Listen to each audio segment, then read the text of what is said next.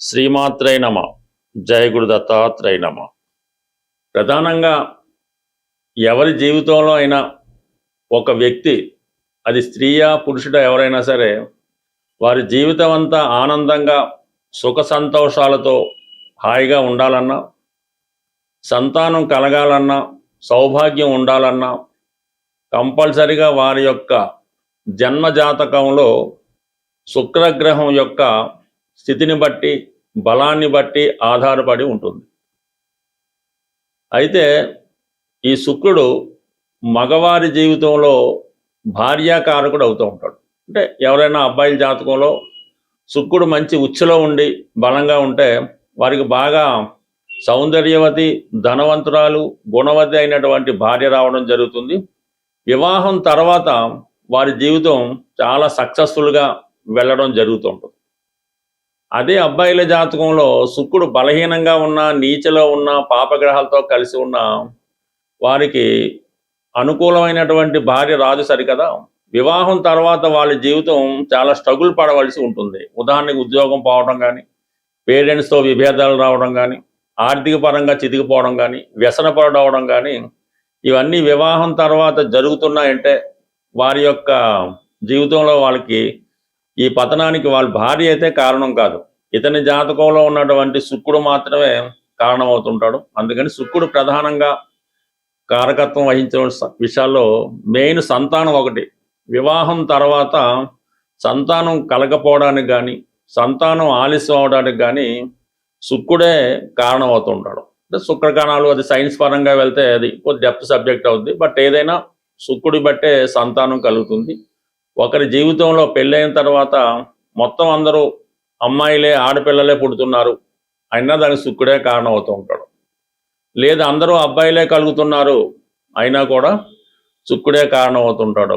రిపీటెడ్గా గర్భస్రావం జరుగుతూ ఉంటుంది, అంటే ప్రెగ్నెన్సీ పోవడం జరుగుతుంటుంది, 2-3 సార్లు కూడా పోవడం జరుగుతుంటుంది. దానికి కూడా శుక్రగ్రహమే కారణం అవడం జరుగుతూ ఉంటుంది. మనిషి యొక్క జీవితంలో చెడు అలవాట్లకి, వ్యసనాలకి కూడా మరి శుక్రుడే కారణం. అలాగే ఈ రొమాన్స్కి, ఈ లవ్ అఫేర్స్కి, అక్రమ సంబంధాలకి, వాట్ ఎవర్ ఇట్ మేబీ, జీవితంలో ఒక సంతోష గడియలు రావాలన్నా శుక్రగ్రహం బలం ఆధారపడి ఉంటుంది. మరి ఖరీదైనటువంటి వాహనాలకి, అలాగే ఖరీదైనటువంటి నగలకి, వివాహానికి, వివాహం తర్వాత జీవితానికి, శృంగార జీవితానికి కూడా శుక్ర బలాన్ని బట్టి ఆధారపడి ఉంటుంది. ఉదాహరణకి జన్మజాతకంలో, స్త్రీల జాతకంలో శుక్రుడు బలంగా ఉంటే, అంటే మంచి స్వక్షేత్రంలో కానీ, ఉచ్చులో కానీ ఉన్నప్పుడు చాలా వాళ్ళు పవిత్రంగా, మరి చాలా సౌకర్యవంతంగా, పవిత్రంగా, చాలా డీసెంట్ బిహేవియర్తో కలిగి ఉంటారు. అది ఉదాహరణకి ఎంఎస్ సుబ్బలక్ష్మి గారు లాంటి వాళ్ళు, పి సుశీల్ లాంటి వారు, ఎస్ జానకి లాంటి వాళ్ళు జీవితంలో అంటే వాళ్ళు కళారంగంలో కూడా రాణించడం జరుగుతుంది. కాబట్టి శుక్రుడు బలాన్ని బట్టి కూడా అది రాణిస్తూ ఉంటుంది.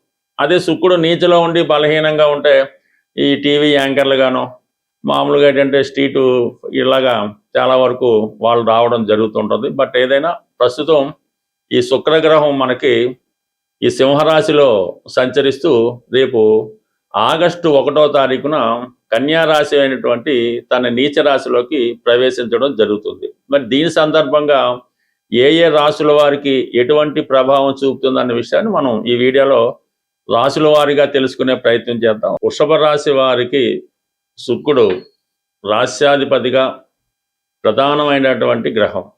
ఈ వృషభ రాశి వారికి వారి యొక్క జన్మజాతకంలో శుక్రుడు ఎంత బలంగా ఉంటే వాళ్ళు అంత గొప్ప ధనవంతులు అవుతారు. అదే శుక్రుడు బలహీనంగా నీచలో ఉండగాని, పాపగ్రహాలతో కలిసి ఉన్నప్పుడు ఎంత గొప్ప కుటుంబంలో, ఎంత ధనవంతుల కుటుంబంలో జన్మించినప్పుడు కూడా అతని యొక్క వ్యసనాల వల్ల, బలహీనతల వల్ల, స్త్రీ వ్యామోహం వల్ల సంపూర్ణంగా పతనం అవ్వడం జరుగుతూ ఉంటుంది. అయితే శుక్రుడు ఈ రాశి వారికి ప్రధాన గ్రహం అవడం వల్ల వీళ్ళు ఎక్కువగా సినిమా రంగం, ఈ బ్యాంకింగు, ఫైనాన్స్ రంగాల్లో రాణించడం జరుగుతూ ఉంటుంది. అటువంటి శుక్రుడు ప్రస్తుతం ఈ ఆగస్టు 1వ తారీఖు నుంచి సుమారు సెప్టెంబర్ 2 వరకు పంచమ స్థానం అయినటువంటి నీచ స్థితిలో ఉంటాడు. సో ఈ కారణం వల్ల ఏంటంటే మీరు తీసుకునే నిర్ణయాలు చాలా జాగ్రత్తగా తీసుకోవాల్సి ఉంటుంది. లేని పక్షంలో అటు స్పెక్యులేషన్ అవ్వచ్చు, జోదం అవ్వచ్చు, ఏదైనా సినిమా రంగం అవ్వచ్చు, ఏదైనప్పటికీ కూడా నష్టపోయే అవకాశాలు ఎక్కువగా కనబడుతుంటాయి. సహజంగా ఈ వృషభ రాశి వారికి పంచమ స్థానం శుక్రుడికి నీచ అవ్వడం వల్ల వీరికి సంతానం వల్ల ఎక్కువ సమస్యలు ఎదురవడం జరుగుతుంటది. అది కూడా ప్రథమ సంతానం వల్ల వీళ్ళు ఎక్కువగా నష్టపోవడం కూడా జరుగుతుంటది అన్నమాట. సో అటువంటిది పంచమ స్థానంలో శుక్రుడు ఇప్పుడు నీచ స్థితిలో ఉండడం వల్ల ఇది పెళ్లి సంబంధించిన విషయాల్లో కూడా కొంతవరకు ఎవరైతే ప్రేమ వివాహం చేసుకోవడం ఎదురు చూస్తున్నారో వాళ్ళకి కూడా కొంత వాళ్ళు తీసుకున్న నిర్ణయం కరెక్ట్ కాదేమో అనిపిస్తుంటది. ఈ విధంగా ఈ లవ్ బ్రేకప్స్ రావడం కానీ వాళ్ళిద్దరి మధ్య ఏదన్నా మిస్అండర్స్టాండింగ్ లోపాల వల్ల చాలా వరకు ప్రేమకి బ్రేకప్ అవడం కూడా జరుగుతూ ఉంటుంది. అయితే కొంతవరకు ఏంటంటే ఇది రాశిలో ఉన్నటువంటి స్త్రీలకి ఇది కొంతవరకు తొందరపాటు నిర్ణయాలు తీసుకోవడానికి కూడా కారణమవుతుంటుంది. అయితే స్త్రీలు ఏదన్నా ఉద్యోగ ప్రయత్నం చేస్తున్నప్పుడు వారికి ఉద్యోగ అవకాశాలు రావడం కానీ లేదంటే ఏదన్నా ఒక పరిశ్రమలో అంటే సినిమా పరిశ్రమ, టీవీ, మీడియాలో ప్రవేశించడానికి కూడా కొంత అవకాశం అన్నది జరుగుతూ ఉంటుంది. అంటే కొద్దిగా ఇలాంటి మీడియా, సినిమా, టీవీ రంగాల్లో శుక్రుడు వాళ్ళకి ఎక్కువగా ప్రభావం చూపుతుంటాడు. అంటే శుక్రుడు ప్రస్తుతం నీచలో ఉన్నప్పటికీ కూడా మరి శుక్రుని యొక్క దృష్టి ఇంచుమించుగా ఈ శుక్రుడు కన్య రాశిలో ఉన్నంత వరకు కూడా శని యొక్క దృష్టి పడుతుంది ఈ రాశి వారి మీద. సో అది కూడా శని వక్రగమన దృష్టి అవ్వడం వల్ల ఏమవుతుందంటే మీరు గతంలో ఏదైనా సినిమా ఛాన్స్ కోసం కానీ వివాహం కొరకు కానీ ముఖ్యమైనటువంటి ఏదైనా ఒక వ్యాపార ప్రారంభిద్దాం కానీ ప్రయత్నించి మధ్యలో వదిలేసి ఉంటారు. ఇప్పుడు మీరు తిరిగి ప్రయత్నం చేయడం వల్ల మీ యొక్క ప్రయత్నం నెరవేరే అవకాశం ఉన్నది. అలాగే ఈ శుక్రుడికి లాభస్థానంలో గురుగ్రహం కూడా ఉన్నాడు. కర్కాటక రాశిలో 11వ స్థానంలో ఈ గురుగ్రహం కూడా ఉన్నాడు. చతుర్థ సప్తమాధిపతిగా ఉండడం వల్ల అటు మీరు ఇప్పుడు ఏ ప్రయత్నం చేసినా కూడా దానికి అటు భగవంతుడి యొక్క సహకారం లభిస్తుంది, ఆర్థిక పరమైన సహకారం లభిస్తుంది. కాబట్టి శుక్రుడు బలహీనంగా ఉన్నప్పుడు కూడా ఈ గ్రహాల ప్రభావం వల్ల మీకు కొన్ని సందర్భాల్లో కొత్త ఉపాధి అవకాశాలు, కొత్తగా వ్యాపారం ప్రారంభించాలనే ఆలోచన కూడా నెరవేరే అవకాశం ఉంది. అలాగే ఏంటంటే మీరు ఏదన్నా ఉద్యోగం అంటే వృత్తి మారాలనుకున్నా కూడా ఇది అనుకూలమైన సమయం. అంటే ఈ సమయంలో మీరు ఏం చేయాలంటే అంతా కూడా రెడీ చేసుకోవాలి, వర్క్ అంతా రెడీ చేసుకొని అంతా సిద్ధం చేసుకొని శుక్రుడు ఎప్పుడైతే మనకి సెప్టెంబర్ 2 తర్వాత తులారాశిలోకి వస్తాడో అప్పుడు మీరు స్టార్ట్ చేసుకుంటే బాగుంటుంది. అంటే ఎప్పుడన్నా సరే ఎవరి జాతకంలో అయినా సరే ఈ యొక్క వ్యాపారం ప్రారంభించాలనుకున్నా, ఒక వివాహం చేసుకోవాలన్నా, ఒక ముహూర్తం గృహప్రవేశం చేయాలన్నా కూడా ఆ ముహూర్తంలో శుక్రుడు బలంగా ఉండాలి. అందుకనే మనకి గురుమౌర్జం, శుక్రమౌర్జం వివాహాలు వాయిదా వేస్తుంటాం. ఇటువంటి శుక్రుడు బలంగా ఉన్నప్పుడు మాత్రమే ఆ కార్యక్రమం, ఆ వివాహం కానీ, గృహప్రవేశం చేసినప్పుడు కానీ, వ్యాపారం కానీ ఆర్థిక పరంగా శుభకార్యాలతో సక్సెస్ అవుతూ ఉంటుంది. మరి శుక్రుడు నీచలో ఉన్నప్పుడు మీరు వివాహం చేసుకోవడం కానీ, వ్యాపారం ప్రారంభించడం కానీ, ఆర్థిక పరమైనటువంటి ఏదైనా కొత్తగా ప్రారంభించాలనుకున్నప్పుడు కంప్లీట్గా ప్రయత్నాలు అయితే ఫలిస్తాయి మీకు. కానీ ప్రారంభం మాత్రం మీరు సెప్టెంబర్ తర్వాత 2 చేసుకుంటే అది మీకు సంపూర్ణ విజయాన్ని రావడం జరుగుతుంటుంది.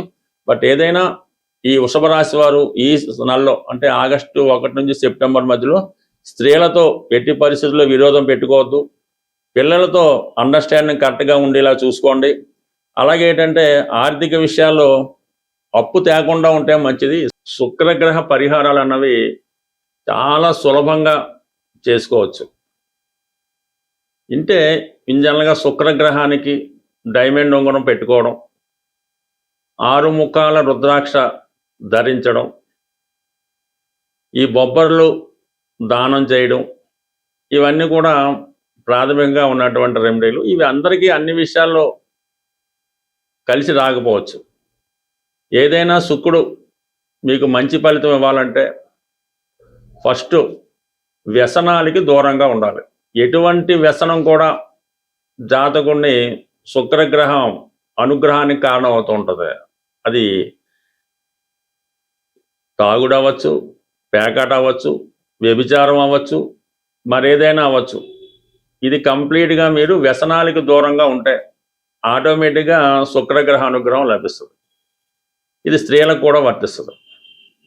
స్త్రీలను గౌరవంగా చూడటం, ఏ స్త్రీ అయినా, చిన్న పాప అయినా, పెద్దమ్మ అయినా, తల్లి అయినా, తండ్రి అయినా, ఎవరినైనా సరే గౌరవప్రదంగా చూడవలసి ఉంటుంది, వాళ్ళని గౌరవించవలసి ఉంటుంది. వాళ్ళు ఏ పని చేయని కూడా మనకు అనవసరం, వాళ్ళని గౌరవించే మీరు కంపల్సరీగా శుక్రగ్రహ అనుగ్రహం పొందడం జరుగుతూ ఉంటుంది. అయితే చిన్న పరిహారం కూడా ఉంటుంది దీనికి. అంటే మగవాడికి సహజంగా స్త్రీలను చూడడం అన్నది సహజంగా ఉంటుంది. మీరు ఏదైనా చూడకూడని దృష్టితో ఒక స్త్రీని మీరు చూసినప్పుడు ఆ పాప పరిహారం నిమిత్తం మీరు ఆ స్త్రీ యొక్క పాదాలని చూసి, ఆ పాదాల వంక చూసి ఒకసారి మనసులో నమస్కారం చేసుకుంటే ఆ పాప ఫలితం మీకు పోవడం జరుగుతుంది. అలాగే ఇంట్లో మనకి పాడైపోయినటువంటి వస్తువులు, అంటే ఒక సంవత్సరంగా మనకి ఉపయోగం లేదు, పాడైపోయిన మోటార్ సైకిల్, ఇరిగిపోయిన కుర్చీలు, ఇరిగిపోయిన అద్దాలు, ఇటువంటి మనకు ఉపయోగం లేదు, ఒక సంవత్సరం పైగా దాన్ని మనం వాడడం లేదు అనుకున్నప్పుడు వాడిని ఎవరికన్నా డొనేట్ చేయడం అన్నది ఉత్తమమైన పని, ఏదైనా అవ్వచ్చు. దాని తర్వాత ఏంటంటే అద్దాలు, ఇంట్లో ఉన్నటువంటి అద్దాలు చాలా క్లియర్ కట్గా నీట్గా ఉండాలి. సాధ్యమైనంత వరకు పడక గదిలో, బాత్రూములో ఈ అద్దాలు అంటే ముఖం చూసుకొని అద్దాలు లేకుండా ఉండడం మంచిది. మామూలుగా అద్దాలు అయితే ఓకే, గ్లాసెస్, పార్టిషన్ గ్లాసులు ఓకే. తర్వాత ఇంట్లో ప్రధానంగా పూజ గదిలో ఉంచవలసినవి అంటే మీ యొక్క బీరువాలో దక్షిణావృత శంఖం, చక్కగా మంచి దక్షిణావృత శంఖాన్ని పెట్టుకోవచ్చు. లక్ష్మీ గవలు అవి విడివిడిగా ఉంచకూడదు, ఒక 8 గవలు ఒక ఎరుపు రంగు సిల్క్ క్లాత్లో మూటగట్టి పెట్టుకోవడం. అలాగే గోమతి చక్రాలు ఒక 8 మీ పూజా మందిరంలోనో క్యాష్ బాక్స్లోనో పెట్టుకోవడం వల్ల అనుకూలించే అవకాశం ఉంది. కంపల్సరిగా మీ పూజా మందిరంలో దేవుడి బల్ల దగ్గర మట్టితో అదే ఈ కుంకుమ భరణలు, చెక్కతో చేసిన కుంకుమ భరణలు ఒక 2 తీసుకోవాలి. ఒక కుంకుమ భరణ ఎప్పుడు కూడా ఇంట్లో ఉండకూడదు, 2 పక్క పక్కన ఉండడం మంచిది. ఒక కుంకుమ భరణలో పసుపు, మరొక కుంకుమ భరణలో కుంకుమ, సింధూరం, అంటే ఈ 2 కూడా పక్క పక్కనే పెట్టి అవే అమ్మవారి రూపంలో మీరు పూజించడం వల్ల కూడా మీకు అనుగ్రహం కలుగుతుంది. అలాగే మరి ఈ పూర్వకాలంలో చేట, ఈ ఎదురు బద్దలతో చేసిన చేట ఉండేది, ఇప్పుడు వాడకం అది తగ్గిపోయింది. కంప్లీట్గా మీ ఇంట్లో మాత్రం పూజా మందిరంలోనో మీ వంటగదిలోనో ఎక్కడో దగ్గర మాత్రం ఒక చేట అన్నది కంపల్సరీగా ఉంచవలసి ఉంటుంది. దానికి అలా కొత్తది కొన్న పశుపతి రాస్తూ ఉంటారు, ఆ విధంగా ఒక చేట మీ ఇంట్లో ఉంచడం. ఈ పూర్వకాలంలో ఈ ధాన్యం అది కొలుచుకునే ఈ కొంచెం సేరు, అర్ధసేరు తవ్వ అని ఉండేవి.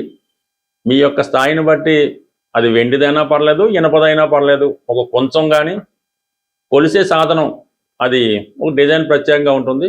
అది కూడా మీ యొక్క పూజా మందిరంలో కానీ స్టోర్ రూమ్లో కానీ ఇది ఉంచుకోవడం వల్ల కూడా మీకు లక్ష్మీప్రదంగా రావడం జరుగుతుంటుంది. అయితే శుక్రవారం, శనివారం ఏం చేస్తుంటే ఈ ఇంట్లో ఎక్కువ స్టీల్ పాత్రలు వాడతాను. ఈ మధ్య తాగడానికి గ్లాసులు స్టీలే, ఇంట్లో కంచాలు స్టీలే ఉన్నాయి కాబట్టి కనీసం శుక్రవారం, శనివారం ఈ స్టీల్ పాత్రలను వాడటం పక్కన పెట్టి ఈ అరిటాకులో కానీ ఇస్త్రాకులో కానీ భోజనం చేయడం, తాగడానికి గ్లాసు వెండిది లేకపోతే కనీసం గాజు గ్లాస్ కానీ కేవలం మట్టి గ్లాస్ అయినా వాడటం వల్ల అవి లక్ష్మీప్రదంగా ఉండడం జరుగుతుంది. ఫైనల్గా బెస్ట్ రెమెడీ ఏంటంటే అది మీరు సంసారం చేసుకున్నటువంటి కుటుంబంలో కానీ వ్యాపార సంస్థలో కానీ ఏ సంస్థలో అయినా సరే మీరున్నటువంటి నివాస స్థలంలో ఈశాన్య భాగంలో మట్టి కుండతో పూజ అవ్వచ్చు, మట్టి కుండ అవ్వచ్చు, అది ఎండాకాలం చలికాలం పక్కన పెట్టి నిత్యం ఆ మట్టి కుండలో నీళ్లు నిల్వ చేసుకొని ఆ వాటర్ని మీరు వాడచ్చు. వేరే విధంగా పూజకు ఉపయోగించుకోవచ్చు. ఈ మట్టి కుండలో నీరు ఈశాన్య భాగంలో పెట్టడం వల్ల మీకు భూతత్వం యాక్టివేట్ అయ్యి నిత్యం ఆ సంస్థ, ఆ గృహం కలకలాడుతూ ఉంటుంది. స్వస్తి.